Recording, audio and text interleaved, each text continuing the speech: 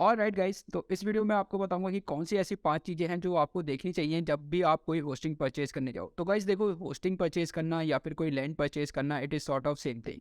Land के case में आप अपना ऑफलाइन घर बना रहे होते हो, और घर बनाने के लिए सबसे ज़्यादा ज़रूरी होती है कि आप कितना स्पेस ले रहे हो, आपके आसपास कैसे लोग हैं। वो सारी चीज़ें जब आप लैंड खरीदते टाइम देखते हो या फिर घर खरीदते टाइम देखते हो। ऐसे ही जब आप अपनी होस्टिंग परचेज़ करते हो, तो होस्टिंग परचेज़ करने से पहले भी ऐसी 5 चीज़ें हैं जो आपको देखनी होती हैं। तो वो 5 चीज़ें कौन-सी हैं, वो आज मैं आपको इस वीडियो में बताऊँगा। तो चलो स्टार्ट करते हैं। मैं अपनी स्क्रीन शेयर करता हूँ और स्क्रीन की हेल्प से मैं आपको समझाऊँगा कि ऐसी कौन-सी 5 चीज़ें हैं जो आपको होस्टिंग परचेज़ करने से पहले देखनी चाहिए।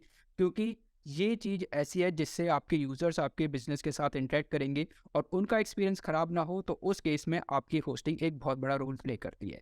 तो चलो मैं स्क्रीन शेयर करके आपको वो 5 चीज़ें डिस्कस करता हूँ। तो ये वो 5 चीज़ें हैं जो आपको होस्टिंग परचेज़ करने से पहले देखनी होती है। First thing is server location. Server location मतलब कि जहाँ पर आपकी वेबसाइट स्टोर्ड होगी, जहाँ पर आपकी वेबसाइट का सारा डेटा रखा जाएगा, उस वेबसाइट का या फिर उस सर्वर की लोकेशन क्या है। गाइस, इसको थोड़ा सा और सिंपलर वे में मैं आपको समझाता हूँ। देखो, क्या होता है कि जब भी आप किसी वेबसाइट को विजिट करते हो, वेबसाइट को विजिट करने के बाद क्या होता है कि उस वेबसाइट की रिक्वेस्ट जाती है सर्वर के पास, और सर्वर से अप्रूव होने के बाद फिर वो वेबसाइट यूज़र के डिवाइस पर ओपन होती है। फॉर एग्जाम्पल, आपकी एक वेबसाइट है या फिर आपका एक लैंडिंग पेज है। आपके लैंडिंग पेज पर एंटर होते ही एक इमेज है, टेक्स्ट है, वीडियो है और कुछ बटन्स है। तो अब यहाँ पर हर एक इमेज की, हर एक टेक्स्ट की, हर एक वीडियो की, हर एक बटन की रिक्वेस्ट सर्वर के पास जाएगी। सर्वर से अप्रूव होगी। सर्वर से अप्रूव होने के बाद वापस वो आपके डिवाइस पर फिर वो इमेज, वो एलिमेंट, वो बटन लोड होगा। तो गाइस, अगर सर्वर की लोकेशन दूर होगी तो उस केस में रिक्वेस्ट जाने में उतना टाइम लगेगा और रिक्वेस्ट आने में ही उतना टाइम लगेगा। तो इसलिए सर्वर की लोकेशन बहुत इंपॉर्टेंट होती है। अगर आप इंडिया में अपना लैंडिंग पेज बना रहे हो एंड यू वांट कि इंडियन ऑडियंस को ही आप टारगेट कर रहे हो, तो मेक श्योर कि आप ऐसी होस्टिंग चूज करें जिनकी सर्वर की लोकेशन इंडिया में हो। सेकंड सबसे इंपॉर्टेंट स्टेप होता है एसएसडी स्पेस। गाइस, जब भी आप होस्टिंग परचेज करते हो, तो होस्टिंग परचेज करते टाइम आप स्पेस देखते हो कि आपको कितना स्पेस मिल रहा है।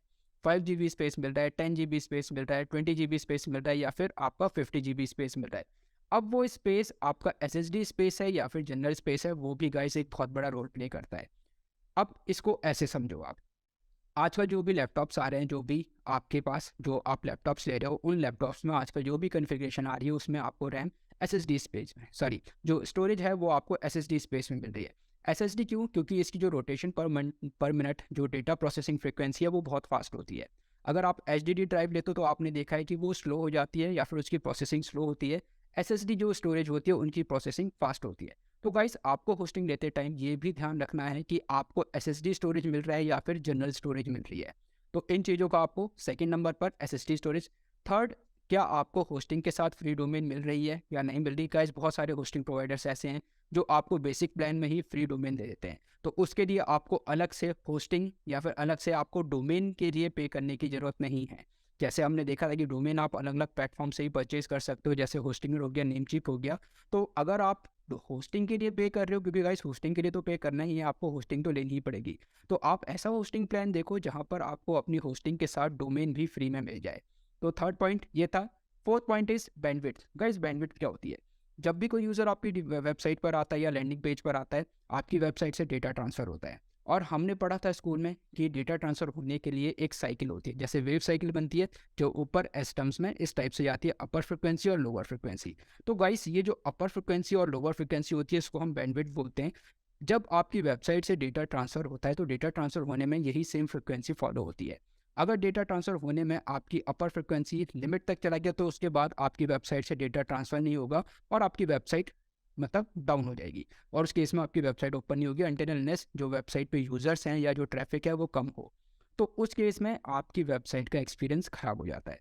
तो गाइस, होस्टिंग देते टाइम आपको ये भी ध्यान रखना है कि आपको ऐसी होस्टिंग देनी है जहाँ पर आपको फ्रिक्वेंसी बैंडविड्थ ना मिले, या फिर जो बैंडविड्थ लिमिट है उसमें कोई रेस्ट्रिक्शन ना हो।